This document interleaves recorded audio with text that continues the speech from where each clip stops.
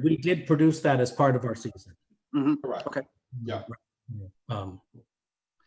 Okay. Thank you, Jared, for the additional questions. I know Paige has a comment. Yes, Paige. Two quick things. I did want to touch upon rentals and what happens when somebody wants to use the building. We have some uniquely expensive challenges, and I have had some conversations with theaters in the past about getting in. None of them I don't think are insurmountable. So I want to say that. One is that you just have to have conversations very early so that you can plan your schedules. I think everybody recognizes that. Now in this new world, we got plenty of time to talk about schedules. So I think that's a plus. We do have 3 resident companies that we currently work around for work on our stage. And the other thing is for the union houses, it's not as easy for us to be affordable. That affordability problem is a big problem for us. We have, anytime we open the doors to get people on stage, we have to hire 4 people for a 4-hour minimum. And those are expensive hours. So that has to be factored into the affordability of any project. We've had some luck with offering our lobby. Jill Harrison's Directors Gathering came in for a full year of programming to just meet in the lobby, because there's room, there's chairs, there's air conditioning. So we're happy to figure those out. But even that can get tricky too, because the lobby is a rental space, which we can turn into money to help us afford being there. So again, I think it's just, there has to be flexibility. There has to be, the whole team needs to buy in to the offering a community service and being in this partnership. And so there are some, I think I'm not sure, maybe it was Desi. I'm going to just pretend I know, but the woman speaking about Rutgers and the hidden fees, some of those fees are baked in that we can't get rid of, because we work a lot with nonprofit rates as well. And then the other thing I will say about our willingness to partner is that we would love to partner. I think what we would love to do first is to date a little. It'd be good to go on some dates with some companies so you can find out what you're like and how we can best serve each other, and just find out a little bit about what projects are out there. And so PTC is available for dating, is what I'm saying. So if we were to Zoom speed date right now with the availability of artists in the room and on Zoom, would that be a thing that we could do? 3 minutes, talk to all these artists and find out what they have to offer. That wasn't a joke. Oh. That was real. So if it's not now, when can we set up a speed date for all of these amazing artists that we have underrepresented? And what is it that you need in that 3 minutes of conversation to say, I would like to take a chance on you the way that the Arden did with Cash? That's a good idea. That's a very good idea. I just hear good ideas, but I ain't hear no answers. When can we do this, y'all? When can we have this happen? When can this happen? And is everybody actually willing to do that? Conversation's free. Time is free. We're currently dating Alan Clark. I will come out with that. Just so you know, because I didn't know Alan until your last town hall, and so we reached out and we've been having conversations, and you have to start somewhere. Awesome. Thank you guys for that. I'm going to move on to the next point. So we just recap this second point. We had a great example.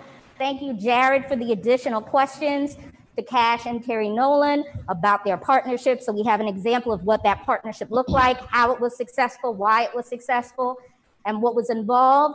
One of the key words was trust. And clearly, Terry took a chance, but he saw what Cash had to offer. That was point 2. Point 3, First World has a fellowship program that will allow new generations of Black artists to learn the industry and eventually work as professionals in the field. What, if anything, in the panel here in studio? First, are you doing to foster and train the next generation of Black artists? And then we'll go to Zoom. What, if anything, are you doing to foster and train the next generation of Black artists? Yes, Rich. Well, I know for myself, I just became the co-artistic director of Curio. So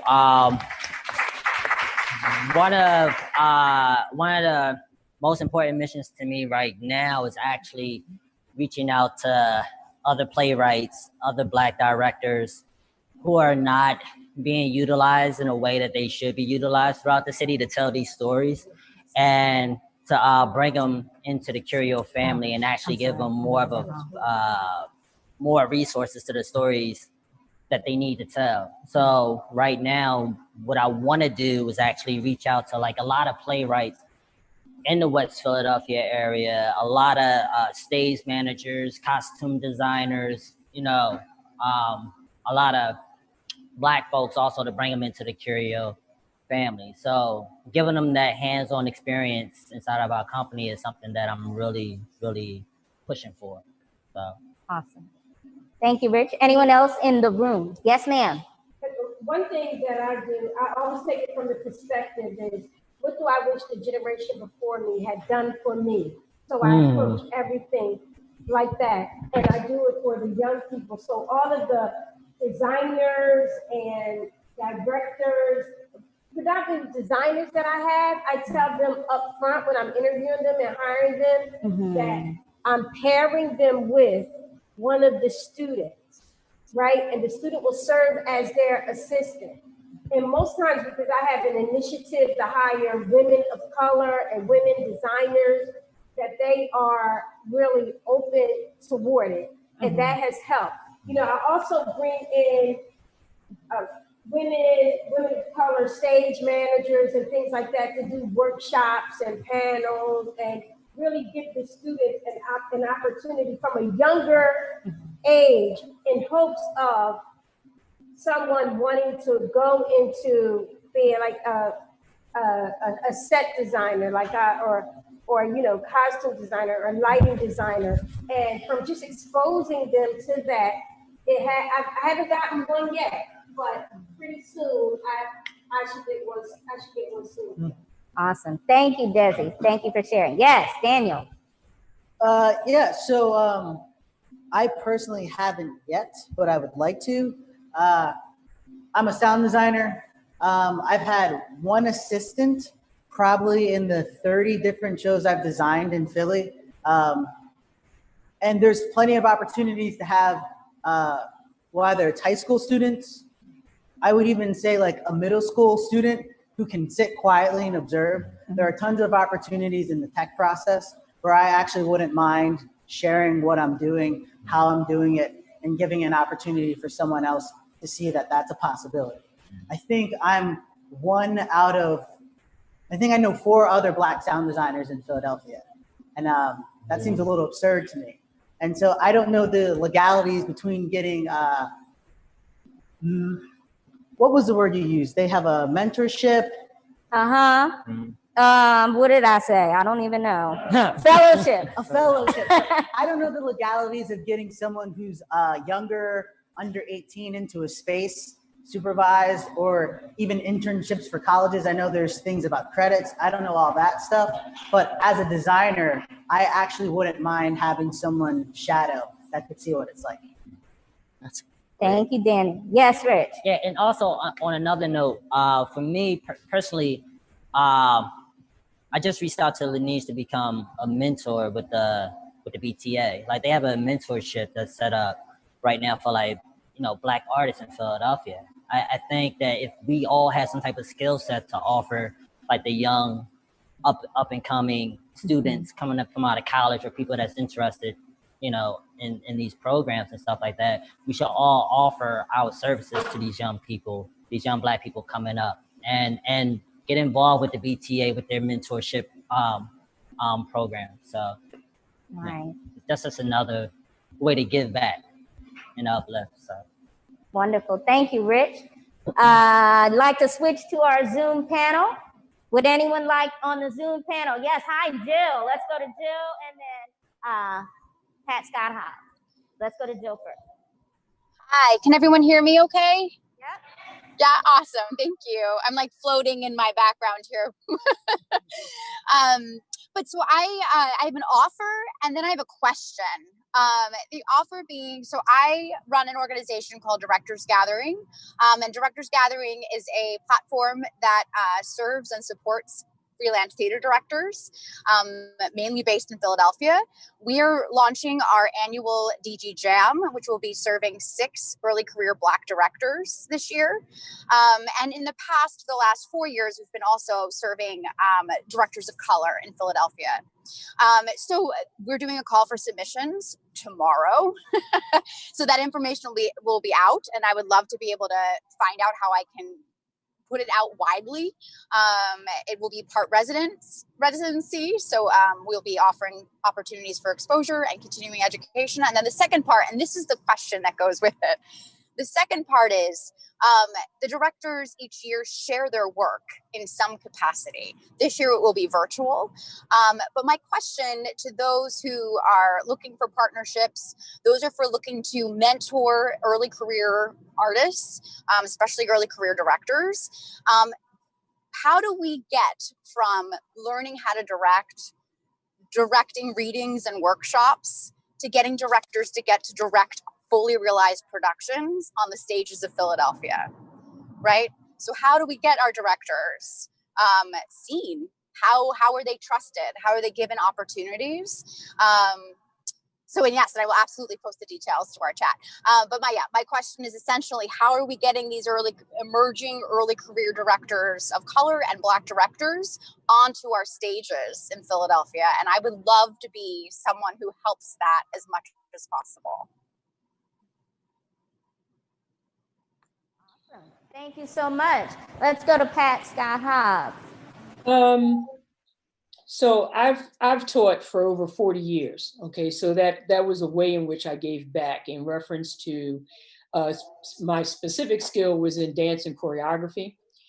And so what I found over the years is that investing in young people generationally also grows adult people who then have more of a tendency to support the arts than not. Mm-hmm. The other thing that I found is I continue to teach now, but I also make myself available to, let's say, former students who have now grown and they have their own organizations, just in reference to arts administration, and mentoring them in that way. And the thing that I just wanted to put on the table is we spend a lot of time talking about mentoring people that are either on the stage or they're in the production crews. Sometimes we talk about tech, but I think what would be important is some of our students, our young people, need to be directed to arts administration. They need to be able to support the work that's on the stage through learning how to be in a development department, learning how to be in a marketing department, learning how to maintain a building, so that it can support the work that's going on. So we need to be a little bit more well-rounded about what we consider to be participation and mentoring. Can I respond as well? My reference is to Freedom Theater. I mean, I was with Freedom Theater for almost 45 years. And one of the things that John Allen did with us relative to mentorship and teaching and classroom etiquette and behavior is that he made us begin to understand that Freedom Theater, or theater that we were engaged in, was not just the theater, but it was in fact an institution.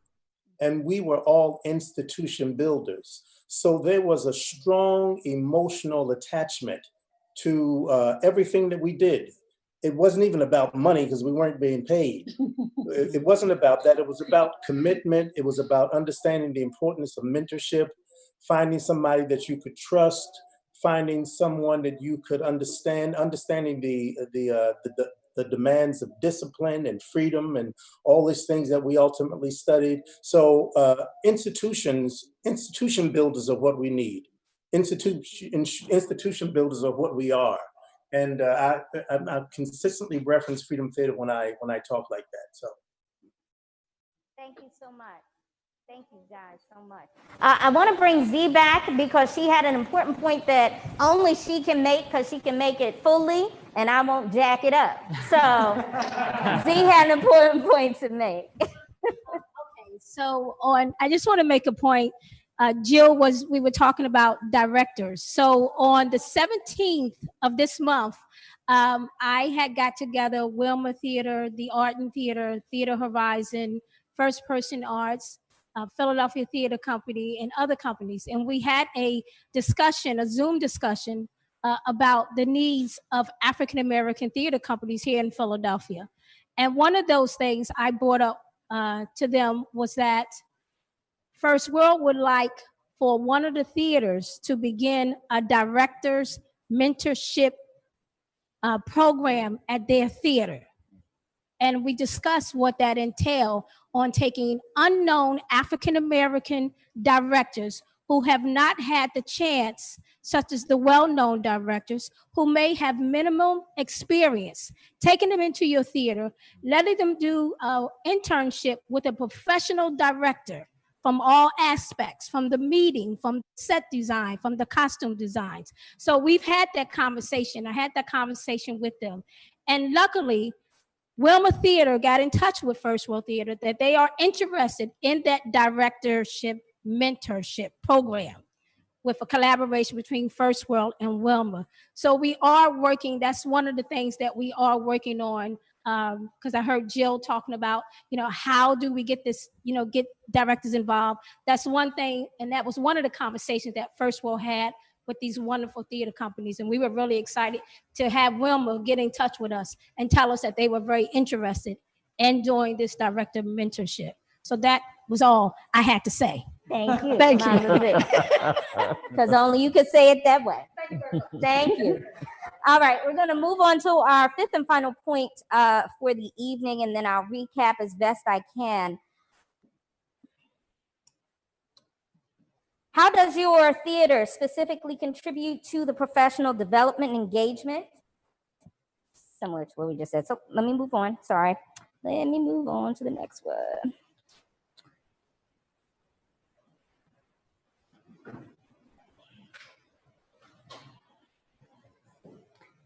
How can we make, we actually kind of covered some of this. So what I would like to do at this time, we actually covered the rest of the points. So let me just go over what we talked about, and then I'm going to open it to the audience who've been waiting patiently with questions and comments. And I thank you all for your patience for that. Also thank the panel for saying what they had to say. Let's just go over some of what we talked about in terms of our points. The things that we want to focus on. True collaboration with Black artists, Black theaters. We want to focus on access to space, getting the keys to the building. We want to talk about building those fellowships and programs. We want to talk about the mentorship. And we want to build out on collaborations that have worked, like the Arden and Cash, their workshop, what they've done to create the work that they've created. Does that sound good? Does it sound like we have a good plan that's actionable that we can do? That's a smart plan. Yes. That we have. So if we can, I would like to open it up to our audience members who have been waiting patiently with comments and questions. If I don't remember your name, please charge it to my head and not my heart. Yes. Hi, I'm Bill Finley again, director at Drexel. I wanted to speak to Desi's point about the collaboration between Drexel and Big Iron. So So Drexel has a program in place called Drexel's Professional Artists in Residence Program. And the work that we're doing at Drexel currently, we are very interested in partnerships. And I will leave my Drexel business cards with Sukara. I have to run in a few minutes because I'm teaching a director's lab in Osby in Type A in their morning. But we are very interested in partnerships. So please, if this is of interest to you, I think it speaks to the point of collaboration, partnership, access, and keys to buildings. We are right behind the CEC and very interested in partnering. And I think as to Paige's point, it is about developing relationships over time. So I would say reach out. We would love to build relationships and partnerships. Thank you so much. Real quick, I do want to reiterate that I don't know where Z went, but I really think we should do that speed dating thing with the artists and and the companies. So we'll let you know about that at a later date. If you are a Zoom viewer and not on the panel and you have a question or a comment, please type it in the chat and we'll do our best to address it. Anyone else in the room with a question or a comment? Yes, Miss Kim. And I'll come back around. Good evening. Okay. For the Zoom folk. Okay. Again, my name is Ontaria Kim Wilson. I'm a writer, director, actress from Philadelphia. And my question is for the directors gathering. Can you tell me what the criteria is for you selecting directors for your program? Great question. Yes, I can. Thank you so much for the question. So this week, you can go to our website, which I will also put in the chat so it can be distributed widely, www.directorsgathering.org, and it will share all of the logistics and backgrounds that we're looking for this program. I should also share the co-curators that are partnering with us are directors Brianna D. Clarell and Katrina Shoby, and they will be the ones at the center of this process, and they will also be at the center of the selection. Mainly early career director is how you identify. So we're, mainly early career is someone who has directed a couple of productions on their own outside of an academic setting. But beyond that, we're looking for folks who are really interested in being in a room and a process with other directors, and that are interested in sharing their work in whatever way that means to them virtually. So I hope that answers the question, and I'm in the process of sharing more details. So I would love to help get that out. Thank you so much for the question. Anyone else? Yes, Miss Terry.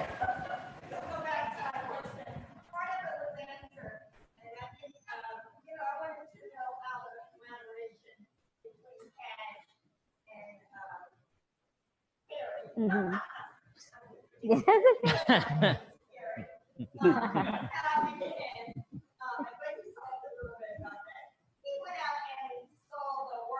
Mm-hmm. And that's something I don't see people doing. I don't know if they know about people's work, but I suspect that they really don't have an interest, which is that thing, in a certain type of offering. So I mean, in dance, we were doing a lot of dance. Nick came here regularly to see the dances that were presented here. And I think that if you all want to sit back and wait for people to come to fine, but I think we should also be out and see people out there. Okay. I got you. One second. When it came time to present the work, did you, and within the season, did you go after a grant that was especially for people of color, or was it just a grant, or you just had money that you did this year, in whatever way you wish? I'm just curious. Okay. Were you guys able to hear Terry's question? She was mostly about the funding for the collaboration with the Arden and Go Cash Productions. Did you go after a grant that was specifically for African Americans, or did you just have some available funds, or how did that work? We did pursue some funding. At that time, I would say that funding wasn't out there per se. So I would say from my standpoint, the funding comes in the elimination of expenses that I normally have to pay. But the stuff that I do have to pay, GoCast is a for-profit company. I didn't go nonprofit. And I haven't really built the inroads in that grant funding area. So the stuff that did have to be paid for, I paid for, but it was significantly less than, it's a joke compared to what it would be normally. And also,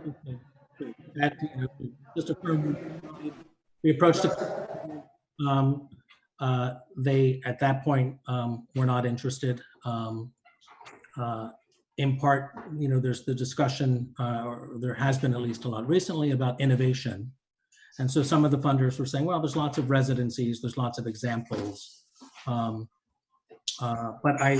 when the comment was made early about approaching, it's my son, when the comment was made earlier about approaching funders now, I think that's a really great idea. I do think that it's something that's really worth pursuing. I know we have some more questions here in house, but we have a few questions that were in chat. Can we post one of them? Can we see any of them? Not really? Okay. While we wait for that, Alex, you had a question or a comment. Oh, I just wanted to respond. I'm Alex Burns at Quintessence Theater, and Terry, to your question, I know it shouldn't be the artist's responsibility, but I always appreciate being emailed and invited to any work that's happening. And I really do make my best effort to see as much as I can. Obviously, a lot of it conflicts with the work we're doing at our theater company in terms of scheduling. But one of my favorite things is to be invited to an artist's work. And I've met most of the new artists that I've gotten to work with, both as actors and as directors, from seeing, even if it's just something someone's doing in their living room as a reading, it's always an honor to be invited to those projects and to meet new artists through work as opposed to just through a resume. Well, can I just say, I think that particularly African American artists at a certain level, I don't know, there is something they may not feel comfortable or know, or so it might behoove you to keep your eyes open and look at some spaces that you might not normally look at. Yeah. Great. I know we had a question online about an internship or a program for sound and lighting folk. And Daniel, you just mentioned something about that. Can you just reiterate for that person with that question on Zoom? Yeah, what was the question per se? I don't know exactly, all right, but it has something to do. I got you, Tiffany. I'll make up a question and answer. It had something to do with a program or anything that's helping to groom other tech designers. Yeah, as most of us know, the tech process of putting a show up is pretty grueling. You're essentially problem solving for 12 hours a day.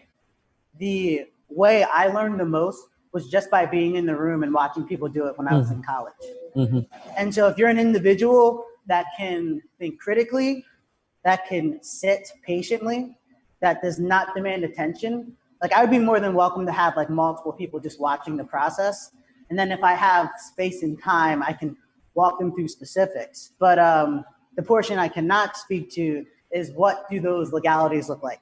If you're talking to a college student, I'm sure there's limitations on internships and free labor. If you're talking about minors, what the legalities look like. So if anyone wants to talk to me about that from these companies that know more about those legalities, I'd be happy to share my experience as a designer and figure out what would be productive on both ends of that, as a designer and the company and the potential shadowy. Thank you so much. Yes, ma'am, Ms. Desi. My question is And these are to all of the founders, probably that have shifted and acquired their own space. What space, specifically, how much money do I have in the bank? What mind space do I have to have so that I have the space that you can ask me to share for the people? So now I'm the space holder that's willing to share the space. What is the shift that occurs as a company that you say, because most of us, right, started out with just an idea and a dream, and it went from an idea and a dream to 30 years later, you have this beautiful space. What set am I missing so that I can provide a space? So 20, because we can fit 20 in one space. I got 20 theater companies in my space. So what has to happen as an artistic director? Let me know, where's my misstep, or what do you think could be what was your target and how did you accomplish it? So you stopped going from area to area, and now you have this space and you're the key holder. That's clear. Yeah. That's clear. Anyone on the Zoom panel or anyone in the room want to answer that question? What's that key step to having the building? Not just having the keys to the building, having the deed to the building. Thank you. For us, we were at St. Stephen's Alley at 10th and Ludlow for 5 years, and we were renting that space where the Lantern is now, and it was it was invaluable, and having a home became really important to us. So as that lease was coming to an end, that's what we began to focus on. And I'd love to at some point meet and talk through our various kind of journeys and mistakes, but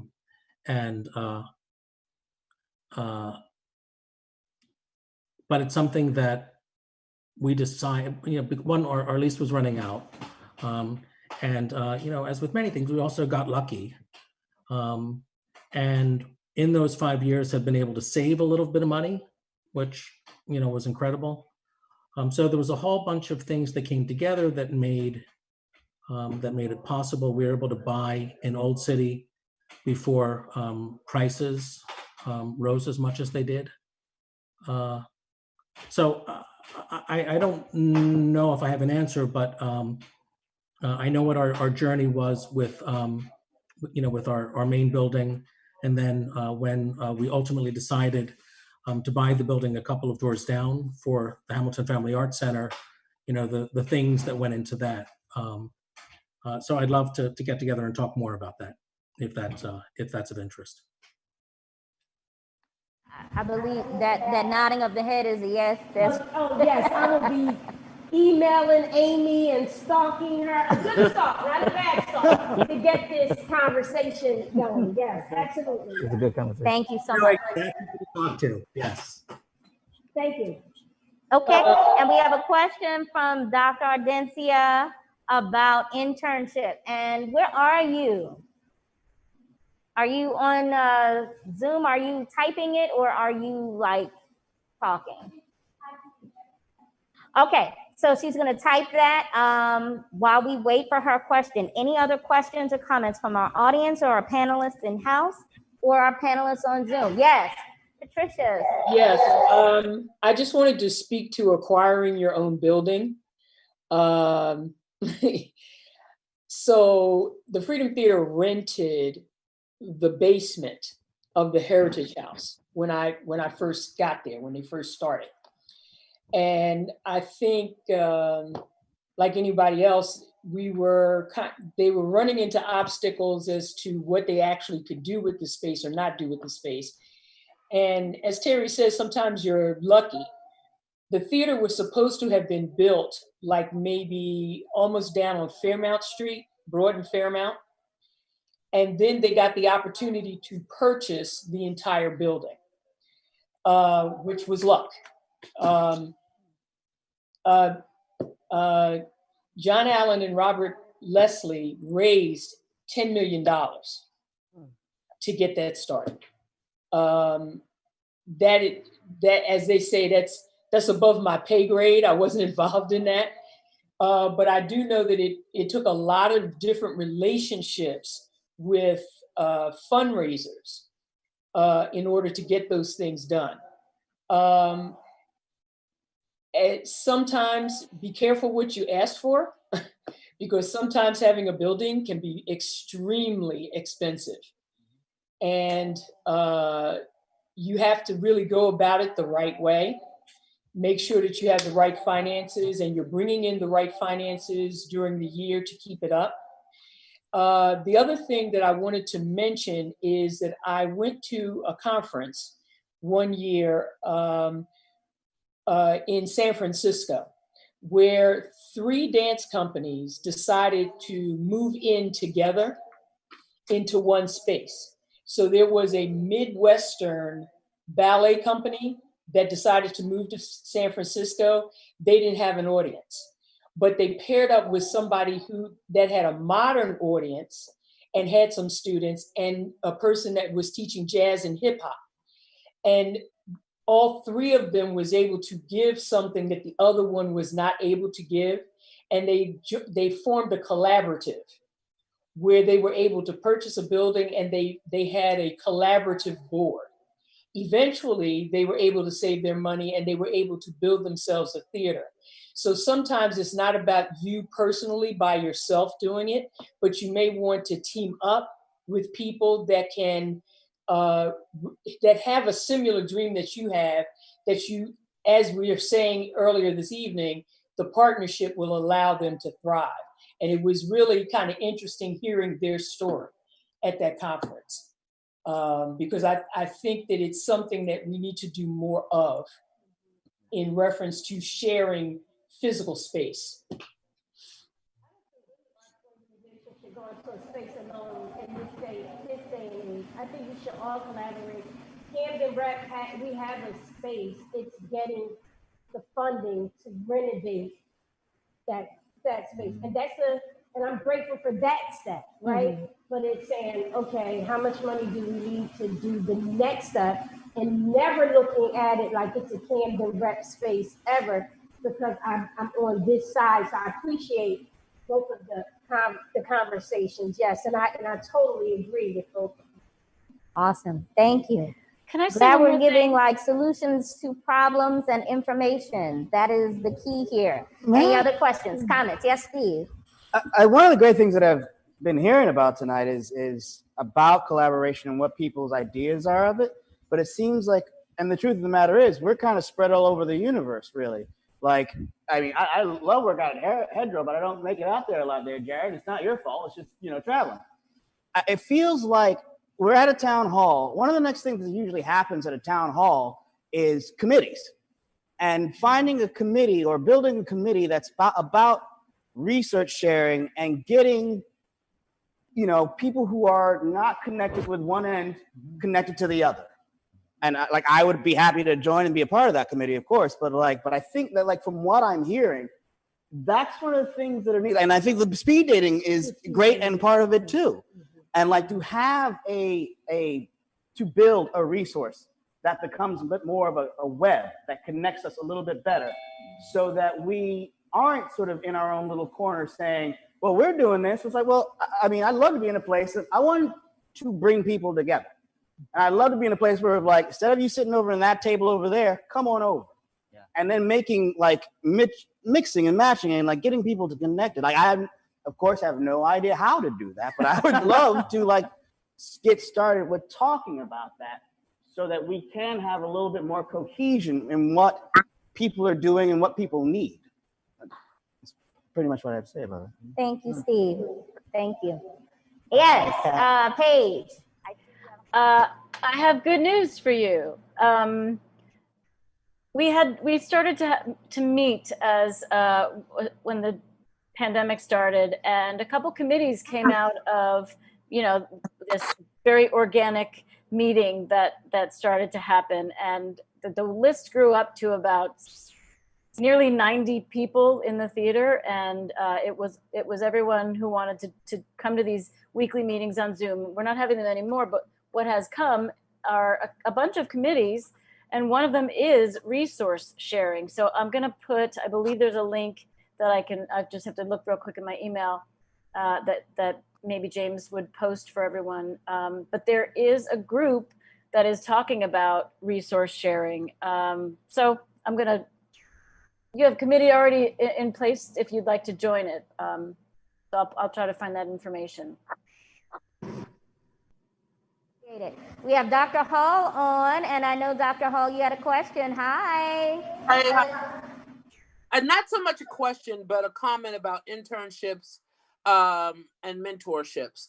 KCAC, which is the theater company that I'm the artistic director of, we've had internships in place for the past 3 years, working with local colleges and universities, bringing in students who were juniors, seniors in their last couple of years, where they came in and finished off their college work with us. So if anyone's interested in that, I'm more than happy to share that information with them. We also work with middle school and high school students in the community where our theater is located, teaching them about the basics of theater, getting them started, some of whom have gone on to be accepted to the High School of Performing Arts here in the city, at a couple of them. So there are ways to make that happen, and I'm more than happy to share that information with anyone who's interested in doing that. I'm a member of BTAP, and so we are setting up that mentorship part of it. But if you're interested in that internship, please feel free to contact me, and I'll be able to help you with that information. Thank you, Dr. Hall. We Thank you. appreciate that. Okay. Any other comments or questions? Jill has her hand up. Who? Jill has. Hi, Jill. I'm sorry, I couldn't see you. Go ahead. No worries. Thank you so much. I know I'm like a floating hand. With the committees, is there any crossover that we know of between just surrounding the directors of the community, and especially the early career to mid-career directors in the community? Especially since I heard Rich interested in meeting more Black directors in Philly, and I'm just wondering if that kind, then also the First World Theater and the Wilma with the internship track there. I'm just really interested on how we can have a collective conversation around serving and elevating directors in our community. I'm happy to volunteer if there's not, and would love to help facilitate that if there are others who are interested. Any comments? No? Yes? Was that for specifically? Is that a question? Okay. Yeah. Okay, no comments for that? Nothing? All right. Was that directed at someone specifically? I don't know. My question was my question with Paige following up that there is a committee based on Steve Wright's suggestion is there a committee that is talking about how to connect folks from an internship to being a freelance director? Okay, I'm seeing heads that are going like this. Okay, great. I just want to make sure it's not redundant. Hey, So Jill, yep. I will say that in our case, we usually just bring them into the company and get them started that way. So for example, Courtney Lene, who started off as an actress, and now she has started directing for us after working with me for several years. And so we just try to keep them or bring them through that process because there's nothing that existed. Thank you so much. Welcome. And I know we're almost at the end of our conversation, but I wanted to give Mama Z a chance to respond to Jill's question. Oh, yes. Hi, Jill. Yes, we are developing a committee exactly from what you're talking about. It just takes time. So we received new members for First World Theater, and we're very excited about the new members that we have. So as a matter of fact, he doesn't know it, but Mr. Steve probably will be heading that committee. So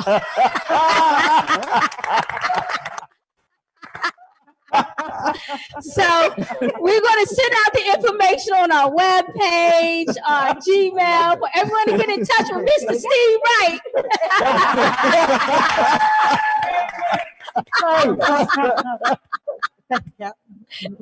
Everybody, I got your number, Drake.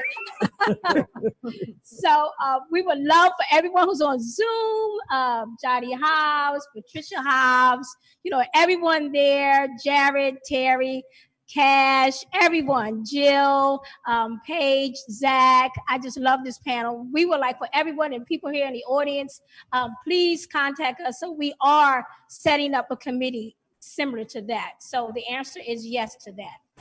We are at the end. We did extremely well due to the fact we started late. I'm very excited about this. And I just want to say that the first one we had on June 29th was a town hall about the hurt, the pain, and how the arts can heal, and what African American and people of color has gone through dealing with systemic racism in theater. It's bad enough that we have to deal with it in life, but we as artists are supposed to be open and kind and caring people. And for us to have to deal with this type of subject matter, it's really painful and hurtful. And we had dealt with a lot of pain on that first town hall, which brought First World to do. We did something called the Black Knights of the Round Table on August 2nd. We invited these people into the room who expressed their hurt and their pain and their anger. And we had a discussion about how we felt as African Americans being treated in this industry. Because it was important for us to have a private moment to ourselves and have this conversation without any influence from the outside or anyone else involved with what we were talking about. And out of that on August 2nd came this, inclusiveness and diversity. We have everyone talking about inclusiveness and diversity. But when I go, me personally, when I go to work across the country or go and work on these theater companies, I don't see it. When I sit at the table, first day of production, I don't see the diversity inclusiveness. So I'm hoping that after we do this, we don't have to talk about this anymore. We need to move forward and we have to make it happen and not continuously talk about it. The people in the room, the people on Zoom, we have got to make a change, period. And whether you like it or not, change is coming. So you might as well get with the program because we're not going nowhere. We're here. We're here to work with you. We're here to make sure the diversity, inclusiveness, and the respect happens for each and every one of us. And that works from both sides, not just from an African-American side, but from all ethnic backgrounds, that we all have to have the respect and the dignity for each other when we're working together.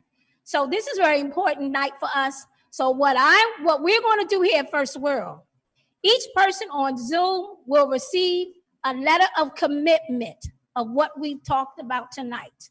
We have recorded all of their comments of what they said that they're interested in doing and what they said that they will help doing. We are going to hold you accountable for that, our lovely audience on Zoom, the theater companies. We're going to hold you accountable to that because that's what this is about. I'm going to hold the audience here personally accountable to find out what are you going to do to help diversity and inclusiveness happen. You can't sit here and just talk about it and don't be about it. We have to be about the work now. I don't want to talk about anymore about, I was this and I'm a victim of this. Okay, we are all victims. We have all been victims. Now it's time to put things into action and to make it happen. And we here at First World Theater, we're open for you. We're here for you. Anything you need, whether it's food, a place to sleep, you come sleep here at CEC. No, I'm just joking. I knew that was coming. That's a joke. I knew that wasn't happening. That's a joke, people. I got a real weird sense of humor. That's a joke. So yes, it's whatever you want, we're here for it. We are interested in doing collaborations with the LGBTQ community also. So don't sleep on that because I'm waiting for some wonderful plays and pieces to come from that. We are just excited about that. So we're not closed to any person. We're open. When we say we're diverse and inclusive here at First World, that's what we mean. But we want to make sure that African Americans are treated the way they're supposed to be treated first. That's our first priority. And I just want to thank you guys. I want to thank the panel. You guys are just wonderful.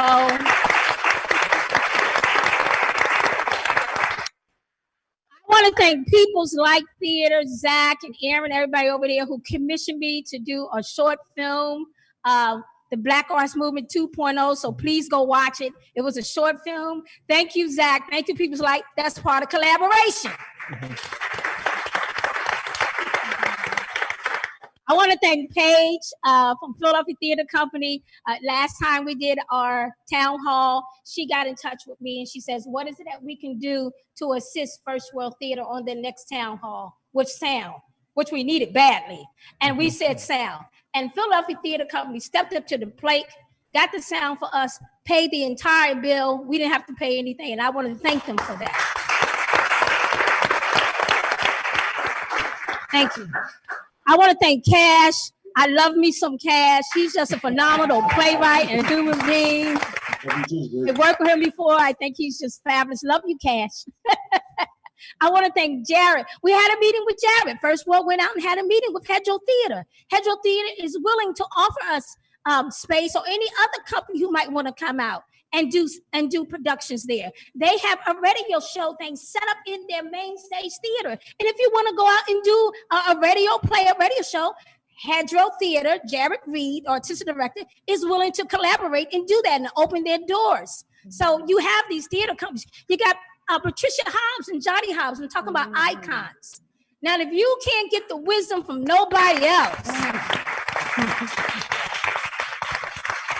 and if you don't follow if you don't follow that footstep, something is wrong with you. It's not them. I'm going to tell you that right now. I want to thank Jill and the Directors Gathering. They offered me an opportunity to work with them. I'm so excited. When I get the time, I'm coming, Jill. I'm going to get started with you guys and work with you all. Thank you so much for that. I want to thank Terry Nolan, who is just a wonderful human being. I love you, Terry. Arden is my artistic home. We love you there. I don't know about anybody else, but I always work at the Arden. You just make sure you always have a part for me. I love you, Z. And I didn't get to talk about it, but in my commitment letter, you and I have talked about a residency partnership going forward. So we're totally committed to that. So thanks. Oh, okay. Now that's a collaboration.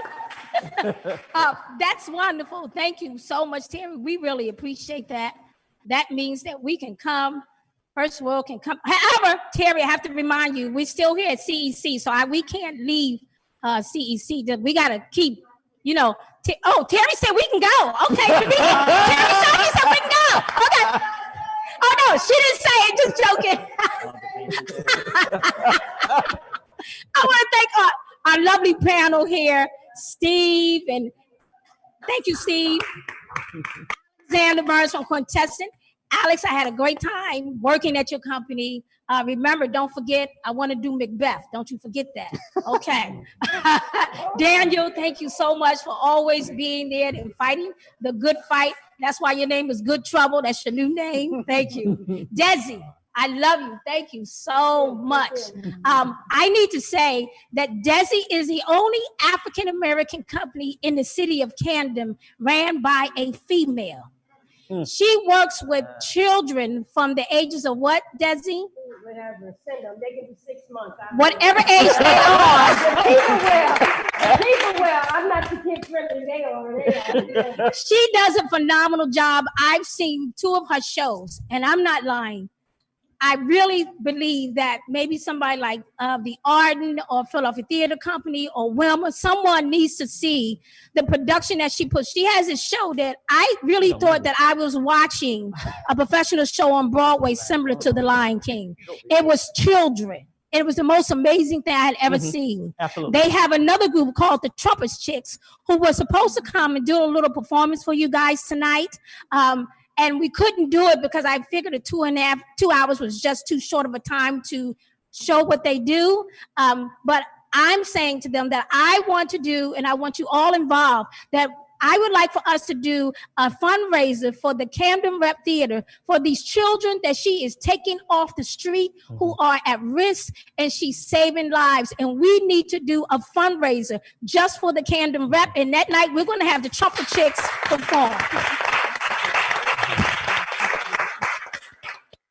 Now, I don't know if we can do it here at CEC, or maybe we can do it at a larger platform at one of the theater companies that's on the Zoom. If we're talking about diversity and inclusiveness, guys, this is the step and this is the right direction that we should take.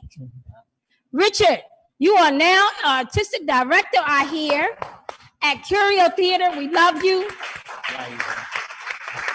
That is a wonderful thing. We know that you're going to do great things over there.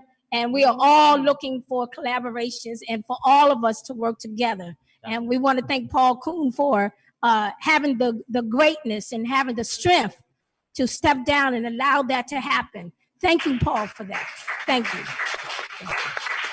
Mr. Glenn Allen, come all the way from Washington, D.C.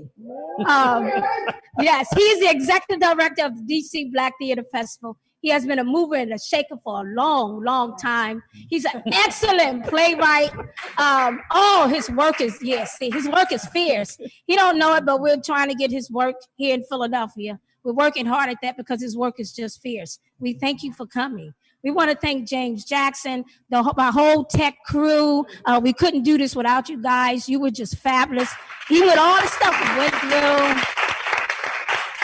We want to thank First World staff. You know, we got Lady O, we got Nicole Stacy, we got Tiffany Bacon. Thank you so much for hosting this.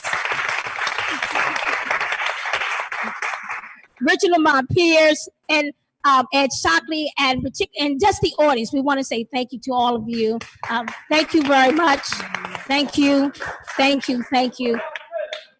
Chris, Ronnie Jones, Jackie, out there, everybody who's worked on this event. We just want to say thank you to all of you. And please, when you leave from this room, you will receive a letter of commitment from First World Theater. Please call us for anything that you need. We're looking forward to move forward. We can't do this without each other. I don't care what anyone says. You have got to have allies, period. So please don't leave this room thinking that you don't need an ally. If you don't think you need it now, you will need it eventually down the line. It will happen. Thank you so much. Love you guys. Get home safe.